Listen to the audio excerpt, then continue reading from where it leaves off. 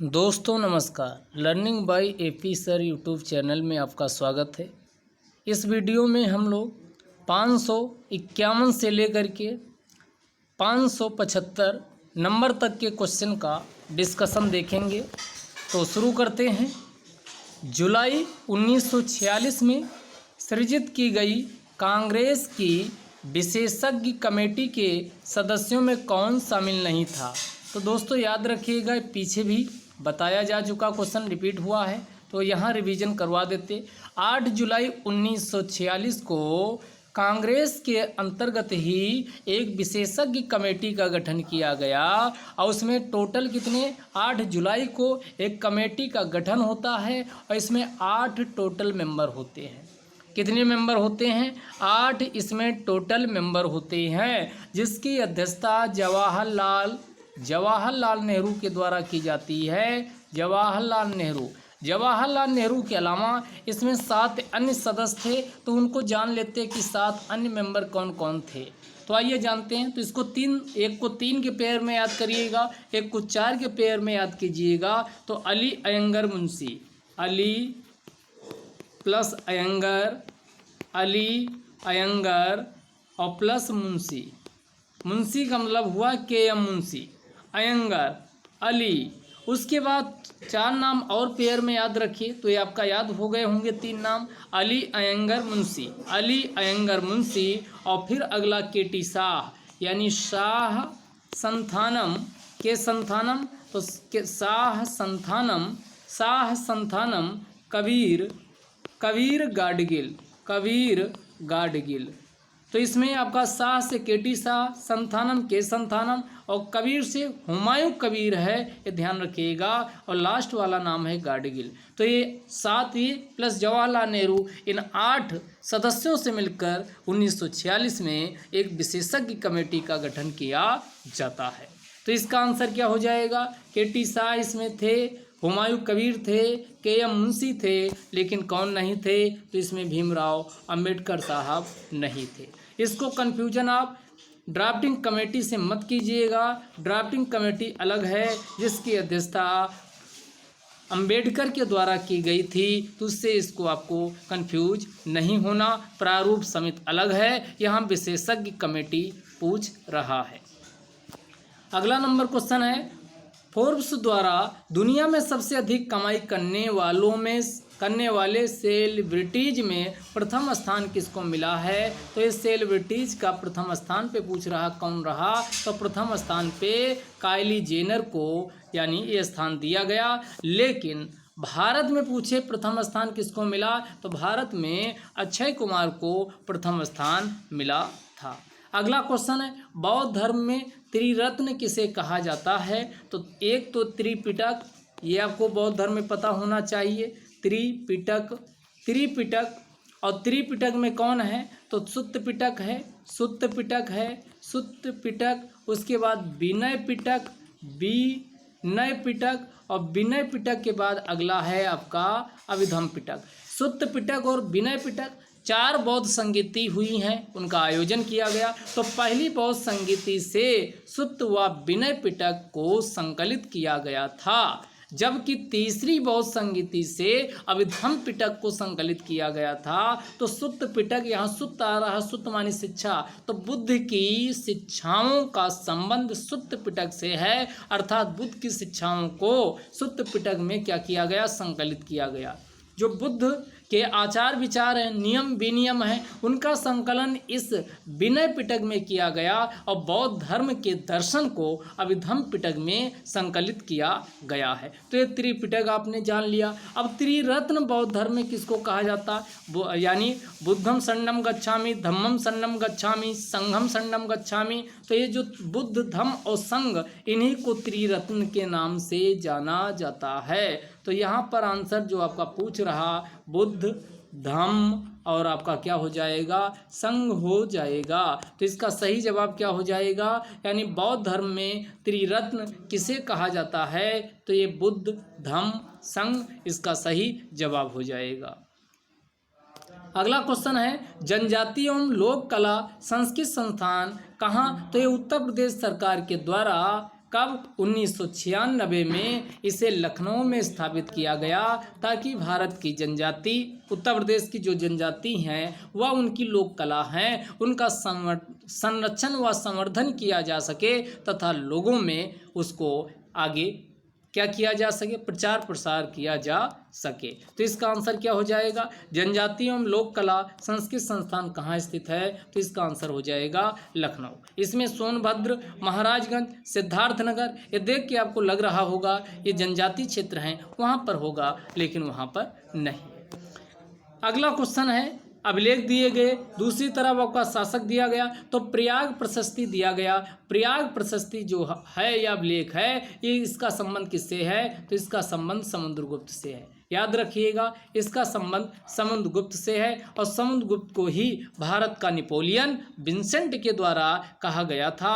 तो ये आपका नेपोलियन, भारत का नेपोलियन इसे कहा जाता है। अगला है बिलसंड अभिलेख में किसका संबंध है? बिलसंड, तो ये कुमारगुप्त का, और भीतरी, ये काफ़ी फेमस है, भीतरी स्तंभ अभिलेख, इसका संबंध स्कंदगुप्त से है। अगला मंदसौर से संबंध किसका है? बंधुवर्मन का है। तो यहाँ पर 1, 2, 3 बिल्कुल सही सुमेलित हैं। प्रयाग प्रशस्ति का संबंध समुद्रगुप्त से है, बिलसंड का संबंध कुमारगुप्त से है, उसके बाद फिर भीतरी स्तंभ का संबंध स्कंदगुप्त से है, मंदसौर का संबंध बंधुवर्मन से है। अगला क्वेश्चन आइए, भारतीय संविधान के किस अनुच्छेद के अंतर्गत लोकसभा के अनुसूचित जातियों, ध्यान से क्वेश्चन रीड करिएगा, अनुसूचित जातियों यानी एससी के आरक्षण अर्थात रिजर्वेशन की बात पूछ रहा है, वो भी कहाँ? लोकसभा में। तो ध्यान से समझिएगा, एक आपका एससी हुआ और एक आपका क्या हुआ? SC ST. जो एससी एसटी का रिजर्वेशन दिया गया है, तो एक तरफ लोकसभा में दिया गया, एक तरफ आपके कहाँ दिया गया है? विधानसभा में। ध्यान समझिएगा, विधानसभा में। अब यहाँ जो रिजर्वेशन पूछा गया उसको हम जान लेते हैं कि जो लोकसभा में पूछ रहा, तो ये किस आर्टिकल में लिखा गया है? ये 330 आर्टिकल में लिखा गया है। 330 आर्टिकल में लिखा गया है, यानी एससी का 330 में है, एसटी का आएंगे तो 332 में हो जाएगा। अब यहाँ एंग्लो इंडियन की बात किया जाए, तो एंग्लो इंडियन को जो रिजर्वेशन दिया गया था, जिसको अब अभी हाल ही में क्या किया गया? हटा दिया गया, वो आर्टिकल किस में था? आर्टिकल 331 में था। यानी 331 में लिखा गया था कि जो लोकसभा होगा, 2 एंग्लो इंडियन, जो 530 + 20 + 2 का जो कॉन्सेप्ट था, इन 2 लोगों को जो एंग्लो इंडियन नियुक्त किया जाना था लोकसभा में, उसका उल्लेख संविधान के अनुच्छेद 331 में किया गया था। 333 में जो राज्यों, प्रत्येक जो विधानसभा होती है, उस विधानसभा में एक एंग्लो इंडियन का यानी क्या किया जाता? नॉमिनेशन किया जाता है, उसका अनुच्छेद 333 में उल्लेख किया गया था। अब यहाँ एससी एसटी कमीशन की बात आई है, तो उसकी भी चर्चा कर लेते हैं। तो एससी कमीशन पूछे तो ये 338 में है, एसटी कमीशन पूछे तो 338A में है, ये एसटी कमीशन है। ओबीसी कमीशन पूछे तो 338B में है, इसमें कौन? ओबीसी। और तीनों के तीनों आयोग जो यहाँ हमने लिखे हैं, इनको संवैधानिक दर्जा दिया जा चुका है, क्योंकि ये सीधे आर्टिकल में इनका मेंशन कर दिया। इसका मतलब ये सभी 3 के 3, चाहे वो अनुसूचित जाति आयोग हो, अनुसूचित जनजाति आयोग हो, या फिर ओबीसी आयोग क्यों ना हो, ये सभी कॉन्स्टिट्यूशनल बॉडी या संवैधानिक आयोग हैं, ये ध्यान रखिएगा। तो यहाँ सारे क्वेश्चन का, चारों ऑप्शन का इसमें डिटेलिंग आपने जान लिया। अगला क्वेश्चन है, निम्न में से किस वर्ष सरकारिया आयोग, जिसे केंद्र राज्य संबंधों में परिवर्तन की संस्तुति का अधिकार दिया गया था, ने अपना प्रतिवेदन अर्थात रिपोर्ट जमा किया था? तो ध्यान रखिएगा, केंद्र राज्य संबंधों को लेकर के पहले हम यहाँ सरकारी आयोग बहुत फेमस है, इसी की बात कर लेते हैं। तो सरकारी आयोग का गठन कब किया गया था? 1983 में, लेकिन इसने रिपोर्ट 5 साल बाद सौंपी थी। कब? 1988 में। तो दिए गए क्वेश्चन का आंसर क्या हो जाएगा? यहाँ पर रिपोर्ट सौंपने की बात कर रहा तो 1988 हो जाएगा।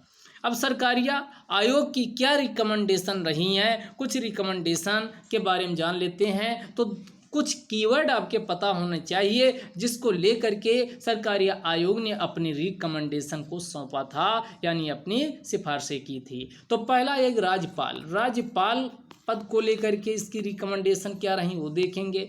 अगला ध्यान रखिएगा, जो अनुच्छेद 356 जिसे आप राष्ट्रपति शासन के नाम से या संवैधानिक तंत्र की विफलता के नाम से जानते हैं, उसको लेकर के रिकमेंडेशन रही हैं। और उसके बाद इंटर स्टेट काउंसिल को लेकर के भी इसकी रिकमेंडेशन रही है। तो ये 3 प्रमुख पॉइंट आपको ध्यान में रखने चाहिए। तो सरकारी आयोग ने राज्यपाल को लेकर के क्या रिकमेंडेशन दी? तो सरकारी आयोग ने कहा कि राज्यपाल जिस राज्य में नियुक्त किया जा रहा है किसी भी कीमत पर उस राज्य का नहीं होना चाहिए। मान लो यूपी में कोई राज्यपाल बनाया जा रहा, तो जो बनाया जा रहा वो राज्यपाल यानी यूपी का निवासी नहीं होना चाहिए। तो पहली रिकमेंडेशन थी राज्यपाल उस राज्य के बाहर का होना चाहिए। दूसरा, जो सत्ता में पार्टी है उस पार्टी से संबंधित कोई व्यक्ति राज्यपाल नहीं बनाया जाना चाहिए।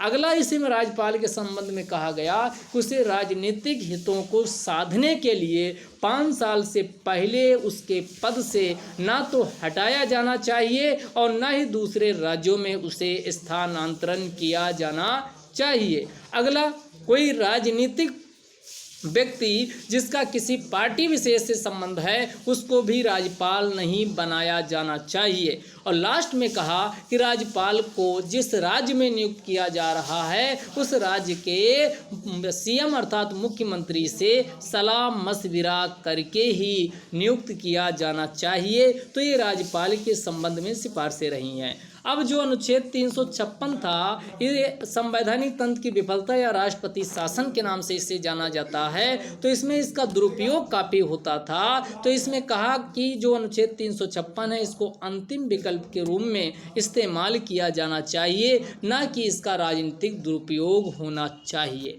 और अगली लास्ट इसकी रिकमेंडेशन रही है कि इंटर स्टेट काउंसिल का गठन किया जाना चाहिए। तो आप इसमें देखेंगे जो इंटर स्टेट काउंसिल है इसके लिए एक अनुच्छेद 263 है। 263 में कहा गया, ध्यान समझिएगा, 263 में कहा गया कि भारत के राष्ट्रपति के पास ये पावर है कि वह इंटर स्टेट काउंसिल का गठन करे। तो इंटर स्टेट काउंसिल का तुरंत गठन किया जाना चाहिए, बात की गई। 88 में रिपोर्ट सौंपी जाती है और पहली जो इंटर स्टेट काउंसिल का गठन होता है वो 1990 में होता है। ध्यान रखिएगा, इंटर स्टेट काउंसिल पहली जो बनती है इंटर स्टेट काउंसिल वो 1990 में गठित की जाती है, जिसका उल्लेख किसमें है? आर्टिकल 263 में है। और कौन कर सकता है? भारत का राष्ट्रपति इंटर स्टेट काउंसिल का गठन कर सकता है। यहाँ आर्टिकल 262 से आप कंफ्यूज मत हो जाइएगा। 262 में नदी घाटियों दोनों इत्यादि के संबंध में संसद को कानून बनाने का अधिकार दिया गया कि इसमें 2 या 2 से अधिक राज्यों का कोई नदी जल विवाद उत्पन्न होता है तो पार्लियामेंट के पास पावर है कि वह कानून बनाकर इस प्रकार के मुद्दों का समाधान करे। और इसीलिए आप देखते हो नदी जल विवाद अधिनियम 1956 का या नदी जल बोर्ड 1956 में बनाया गया है। तो ये आपका यहाँ पर पार्लियामेंट 262 में है, पार्लियामेंट को पावर दी गई है, जबकि 263 में राष्ट्रपति से कहा यानी राष्ट्रपति को ये अथराइज किया गया है कि वह इंटर स्टेट काउंसिल का गठन करे। तो यहाँ आपका इतना क्लियर हो गया होगा। अब इसके अलावा जब भारत आज़ाद हुआ 26 जनवरी 1950 को संविधान को लागू कर दिया गया, तभी से केंद्र और राज्य के बीच खींचातानी उत्पन्न होती रही। लेकिन मेन आप देखोगे कि 1967 तक कोई विवाद उत्पन्न ज़्यादा नहीं होगा, क्योंकि सेंटर व स्टेट दोनों में एक ही पार्टी की सरकार अर्थात कांग्रेस की सरकार होगी। लेकिन 1967 के बाद राज्यों में अदर पार्टी की सरकार बनना शुरू हो जाएगा। वहीं से जो राज्यों की विधानसभा होगी उसकी बिना समय पूरे हुए पहले ही राष्ट्रपति शासन लगा करके उसको भंग कर दिया जाएगा, उसको सस्पेंड कर दिया जाएगा। इसी को लेकर के फिर विवाद उत्पन्न होगा और इसी को ध्यान में रखते हुए कई आयोगों का गठन किया गया था। तो कौन कौन से सारे आयोग हैं उनको हम एक तरफ से सारे आयोगों को देख लेते हैं। तो सबसे पहले जो आयोग बना था उसका नाम था राजमन्नार आयोग। राजमन्नार आयोग का गठन 1969 में हुआ। ध्यान समझिएगा, राजमन्नार आयोग का गठन 1969 में हुआ। और ये राजमन्नार आयोग का गठन जब 1969 में हुआ तो ये तमिलनाडु से संबंधित था। अब तमिलनाडु में वहाँ पर दूसरी पार्टी की सरकार थी, तो जितना जितना दुरुपयोग होता था आप समझिए उन्हीं को ये हटाने या उसमें सुधार करने की बात करेगा राजमन्नार आयोग। तो राजमन्नार आयोग ने कहा कि तुरंत बिना देरी किए हुए इंटर स्टेट काउंसिल का गठन होना चाहिए, पहला। दूसरा, जो फाइनेंस कमीशन है जिसका उल्लेख आर्टिकल 280 में है, तो ये कहा गया कि जो फाइनेंस कमीशन है इस फाइनेंस कमीशन का तुरंत यानी गठन होना चाहिए। और इसका गठन 5 साल की बजाय इसे प्रत्येक 5 साल में राष्ट्रपति गठन करे, इससे अच्छा है इसे एक अस्थाई आयोग के रूप में इसका गठन कर देना चाहिए। जो फाइनेंस कमीशन वित्तीय आयोग है इसको अस्थाई आयोग बनाया जाना चाहिए। ये दूसरी रिकमेंडेशन थी राजमन्नार आयोग की।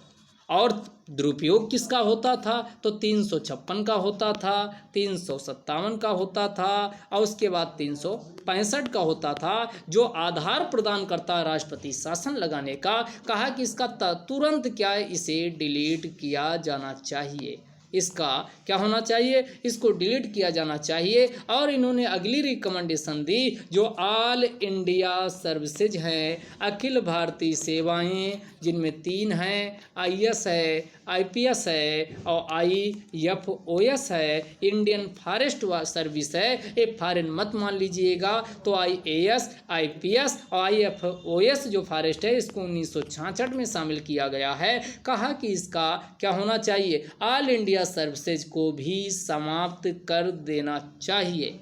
अगला इन्होंने रिकमेंडेशन जो दी थी वो योजना आयोग के संबंध में था। और इन्होंने कहा कि जो योजना आयोग है, अभी योजना आयोग क्या है, एक गैर संवैधानिक आयोग है, गैर ना तो संवैधानिक है और ना ही सांविधिक है, केवल एक आपका कैबिनेट के आदेश से इसको स्थापित किया गया है। तो इसे सांविधिक स्टैट्यूटरी का दर्जा दिया जाना चाहिए। तो ये रिकमेंडेशन थी राजमन्नार आयोग के। लेकिन केंद्र सरकार ने राजमन्नार की इन रिकमेंडेशनों पर विचार नहीं किया। जब विचार नहीं किया तो अगला फिर आपका 1973 में ही क्या बनता है, आनंदपुर साहिब प्रस्ताव आता है। तो पहला 1969 में राजमन्नार आयोग, ये ध्यान रखिएगा। उसके बाद 1973 में अब वहाँ जहाँ जहाँ केंद्र सरकार से इतर राज्यों में सरकार थी वहाँ विवाद उभरे और उन्होंने नए नए आपके आयोगों का या प्रस्ताव को प्रस्तुत किया। तो पंजाब में क्या यानी प्रस्ताव जो आया उसको आनंदपुर साहिब प्रस्ताव के नाम से जाना जाता है। तो आनंदपुर साहिब प्रस्ताव में देख लेते क्या आया था। तो ये 1973 में आया। इन्होंने कहा कि डिफेंस फोर्स, करेंसी, कम्युनिकेशन, इन 4 मामलों के अलावा, ध्यान समझिएगा, डिफेंस फोर्स, करेंसी, मुद्रा, करेंसी और अगला है आपका कम्युनिकेशन, संचार, इनके अलावा सभी मामलों को राज्य को सौंप दिए जाने चाहिए और अवशिष्ट शक्तियां राज्यों में निहित होनी चाहिए, ना कि केंद्र सरकार में। तो इनकी रिकमेंडेशन को भी कोई माना नहीं गया। आनंदपुर साहिब प्रस्ताव को भी ऐसे ही खारिज कर दिया गया। इसके बाद फिर 1969 का राजमन्नार आयोग आपने देखा, 1973 का आनंदपुर साहिब प्रस्ताव देखा, फिर 1979 में एक आपका यानी बंगाल कलकत्ता मेमोरेंडम भी आता है। तो कुछ इसी प्रकार की सिफारिशें 1979 के कलकत्ता मेमोरेंडम या बंगाल मेमोरेंडम में भी ऐसी ही सिफारिशें होती हैं, उसको भी स्वीकार नहीं किया जाता। फिर अंततः सरकार को ऐसा लगा कि इसके लिए एक आयोग बाकायदा बैठाया जाना चाहिए, तो हमने कहा 1983 में सरकारिया आयोग बैठाया जाता है, जो काफ़ी काम का भी है और आपको पता होना चाहिए। अब इसी के दौरान एक चीज़ और याद रखिएगा, 1969 में फर्स्ट ARC यानी एडमिनिस्ट्रेटिव रिफॉर्म कमीशन, पहला प्रशासनिक सुधार आयोग का भी रिपोर्ट 1969 में आती है। तो ये भी आपको पता होना चाहिए, ये क्रोनोलॉजी में लगाने के लिए कभी भी आ सकता है। अब आइए अगला जो गठन किया जाता है वो आपका ध्यान से समझिएगा, वेंकट चलैया आयोग का गठन किया जाता है और वो आपका 2000 ईस्वी में किया जाता है। उसी को NCR नेशनल कैपिटल रीजन और फिर WC। तो इसका मतलब तो ऐसे आपको याद करने के लिए बता रहे, NCR WC का गठन किया जाता, तो इसको हम समझ लेते हैं नेशनल कमीशन टू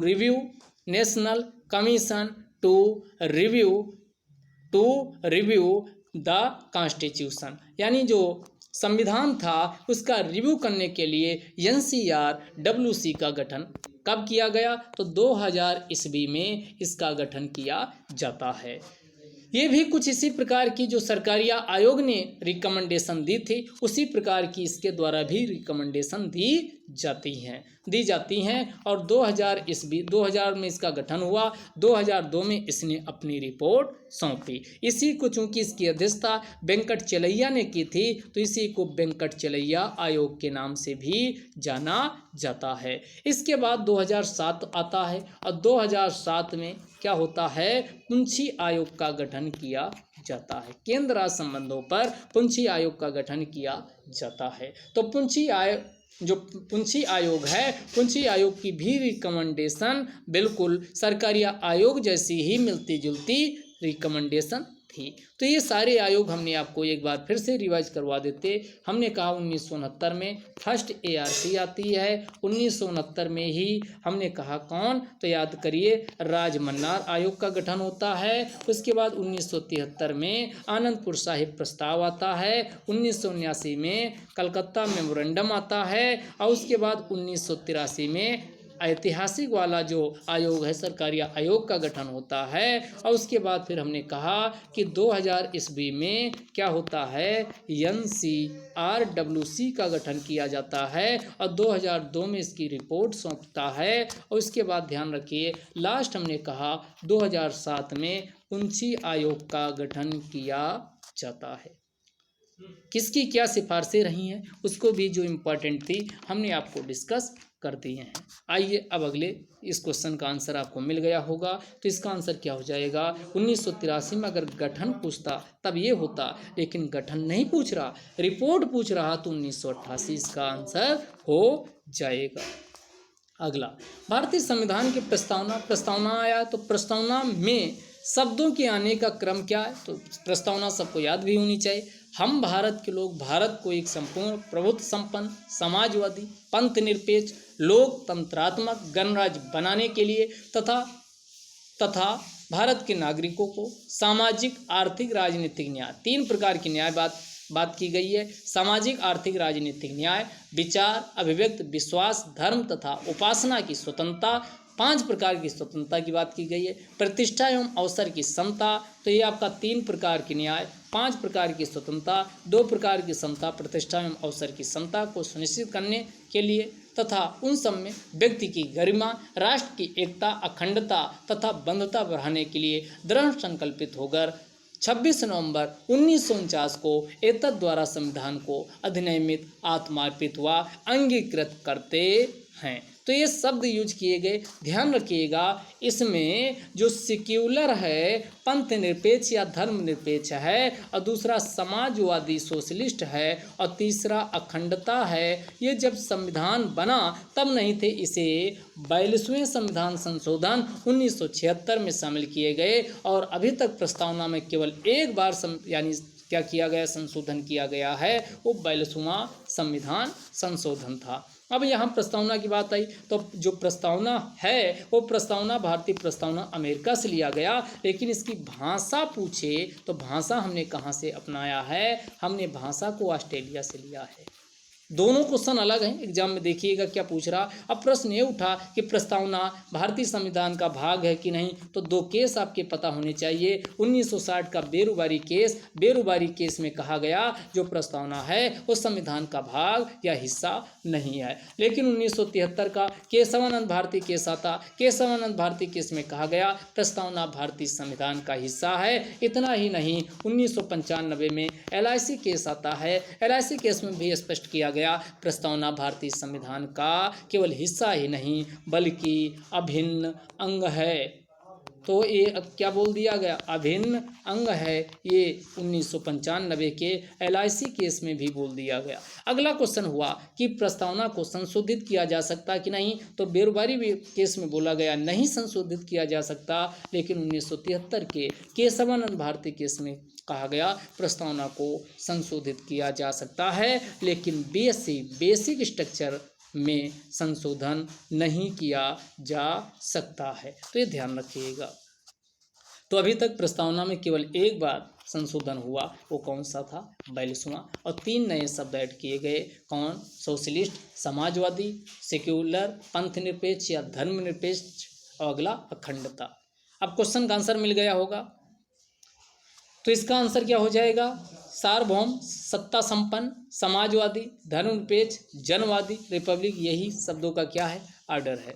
अगला, कैबिनेट शब्द का प्रयोग संविधान में केवल एक बार किया गया, वो भी मूल संविधान में नहीं था। जब 1975 में आपातकाल के दौरान इसका दुरुपयोग हुआ तो 42वें संविधान संशोधन के माध्यम से यानी कैबिनेट शब्द को शामिल किया गया, और इसका उल्लेख किस अनुच्छेद में किया गया है, अनुच्छेद 352 में। एक जगह केवल इसका इस्तेमाल पूरे संविधान में हुआ है, वो अनुच्छेद 352 है। 74 क्या है, तो 74 में कहा गया कि राष्ट्रपति को सलाह तथा सहायता के लिए, एड एंड एडवाइस के लिए एक मंत्रि परिषद होगी। मंत्रिमंडल यहाँ शब्द यूज नहीं किया गया, मंत्रि परिषद होगी।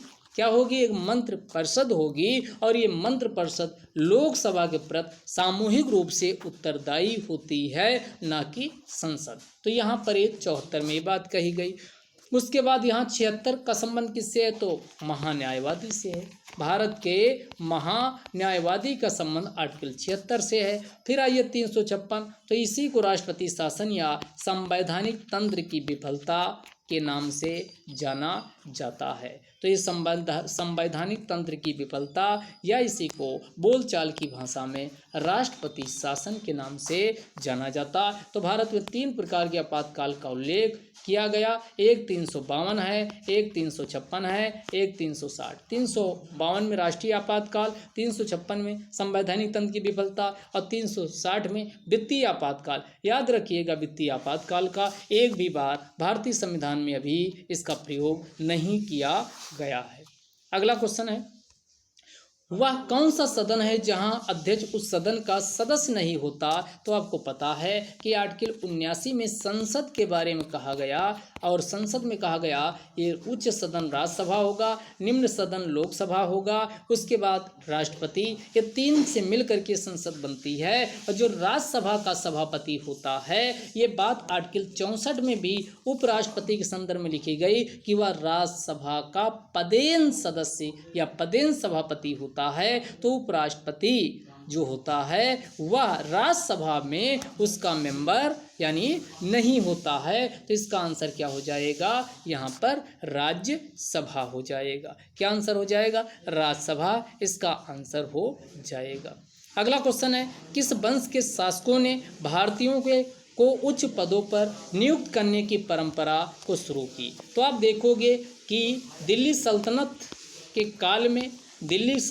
के काल में यहाँ जो दिया हुआ वो दिल्ली सल्तनत के शासकों का यानी वंशों का उल्लेख किया गया। तो इसको याद करने का यानी जी के ट्रिक को सलाम, ये ध्यान रखिएगा, जी के ट्रिक को सलाम। तो कौन कौन आपके गुलाम या इसी को ममलूक वंश के नाम से जाना जाता। अगला इसके बाद खिलजी वंश आता, फिर तुगलक आता है, फिर सैयद वंश आता है, सैयद के बाद लोधी वंश आता है, और फिर आपका मुगल वंश आता है। और मुगल में बाबर से शुरू होता है। तो आगे की कहानी इतना जो आपका गुलाम वंश, खिलजी वंश, तुगलक वंश, सैयद वंश, लोधी वंश, इसी को एक शब्द में किस नाम से जाना जाता है? इसी को दिल्ली सल्तनत के नाम से जाना जाता है।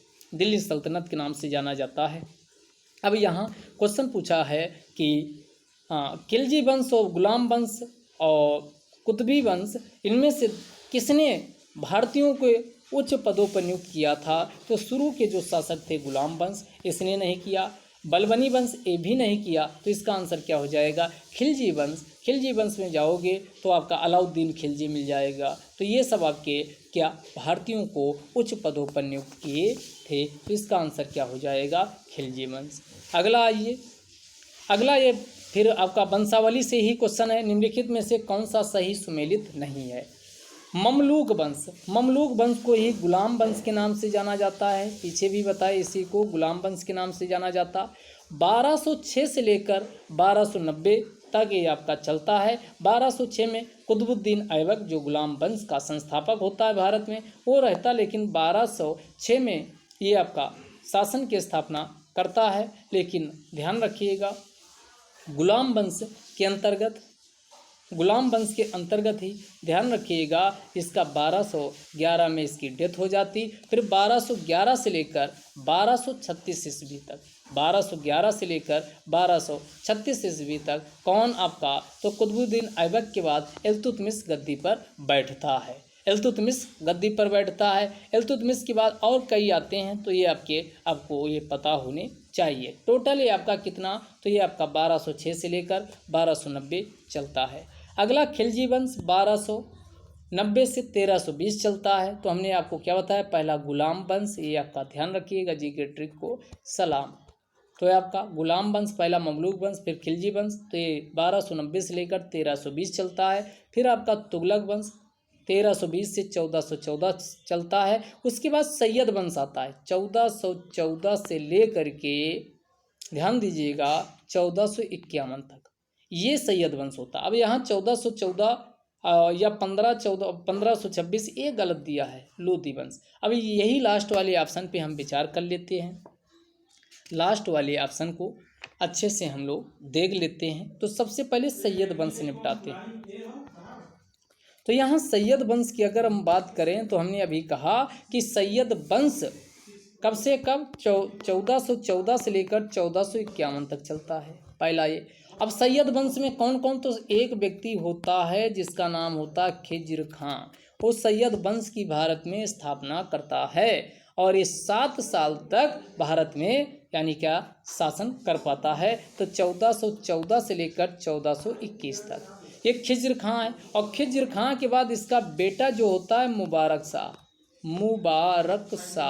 खिज्र खां का बेटा मुबारक शाह होता है। ये 1414 से लेकर के 1421 से पूरा हुआ। तो 1421 से लेकर 1434 तक ये शासन करता है। तो ये खिज्र खां, फिर मुबारक शाह के बाद फिर मोहम्मद शाह, और फिर आपका अगला शासक कौन होता है? मोहम्मद शाह होता है। और मोहम्मद शाह में जाएंगे तो आपका ये 1434 लिखे थे, इसी को पलट दीजिए, 4 को पहले लिख दीजिए तो 1443, 3 को बाद में, तो 1443 तक मोहम्मद शाह होता है। फिर लास्ट वाला इसी में अलाउद्दीन शाह। और अलाउद्दीन शाह कब से कब? तो 1443 से लेकर 1451 तक भारत में शासन करता है। तो ये आपके कितने 4 इसमें याद रखिएगा।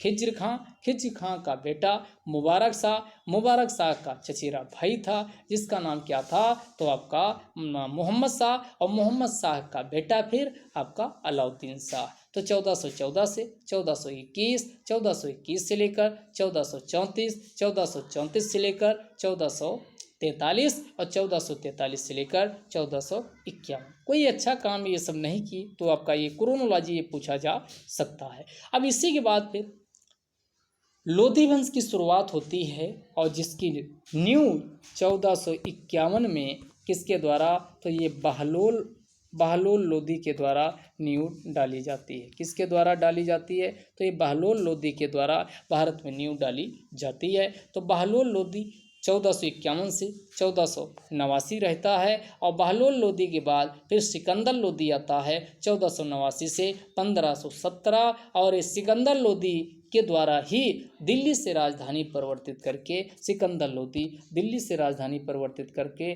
कहाँ लाता है, तो ये आपका आगरा लाता है। दिल्ली से राजधानी परिवर्तित करके आगरा लाता है और आगरा में ही ध्यान रखिएगा आगरा को राजधानी कब बनाया था, तो ये 1504 में आगरा को अपनी राजधानी बनाता है। इसके बाद इब्राहिम लोदी आता है और इब्राहिम लोदी 1517 से लेकर के 1526 तक क्या करता है, पानीपत के प्रथम युद्ध तक शासन करता है। फिर पानीपत के प्रथम युद्ध में ये किसके द्वारा, तो ये बाबर के द्वारा पराजित हो जाता है। तो दिए गए ऑप्शन में गलत पूछ रहा तो गलत वाला क्या हो जाएगा, लास्ट वाला ऑप्शन आपका क्या हो जाएगा, गलत हो जाएगा।